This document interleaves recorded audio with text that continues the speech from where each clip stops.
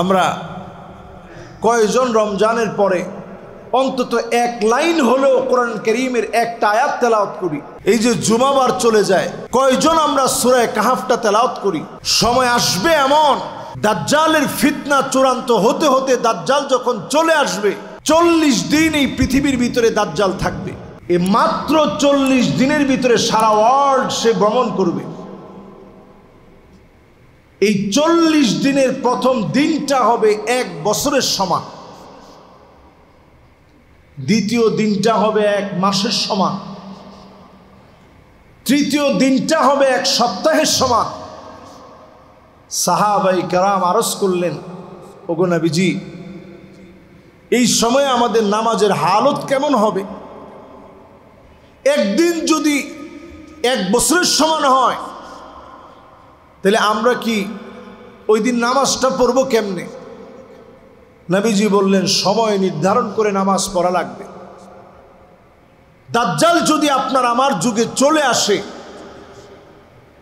এই সময়ের সমস্ত পাওয়ার দাজ্জালের হাতে চলে যাবে, এমনভাবে চলে যাবে, দাজ্জাল আসার আগেই আল্লাহ তাআলা প্রথমে বৃষ্টিকে 1 ভাগ কমিয়ে দিবেন। পৃথিবীতে আসা জমিনের উর্বরতাকে আল্লাহ রাব্বুল আলামিন 1 ভাগ কেড়ে নেবেন। এর পরের বছরে 3 ভাগের মধ্যে 2 ভাগই জমিন উর্বরতা হারিয়ে ফেলবে, বৃষ্টি বন্ধ হয়ে যাবে। তৃতীয় বছরে এমন হবে একেবারে বৃষ্টিও বন্ধ, জমিনের আবাদও বন্ধ হয়ে যাবে, খরা লেগে যাবে। এই অবস্থা যখন চলবে, সাহাবায়ে কেরাম আরজ করলেন, ইয়া রাসূলুল্লাহ, তাইলে আমরা খাবো কি? নবীজি বললেন, এই সময়ে ঈমানদারদের খাবার হবে যিকরুল্লাহ, আল্লাহর জিকির আপনি করবেন, আলহামদুলিল্লাহ বলবেন, আল্লাহু আকবার বলবেন, এটাই আপনার রিজিক হিসাবে আল্লাহ যোগ করে দিবেন। সুবহানাল্লাহ। তাহলে আপনি একটু চিন্তা করেন,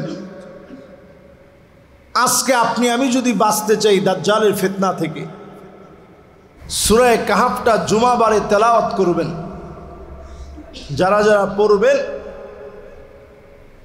এই পড়ার কারণে 1 জুমা থেকে আরেক জুমা পর্যন্ত আল্লাহ রাব্বুল আলামিন নূরানি বানায় দিবেন।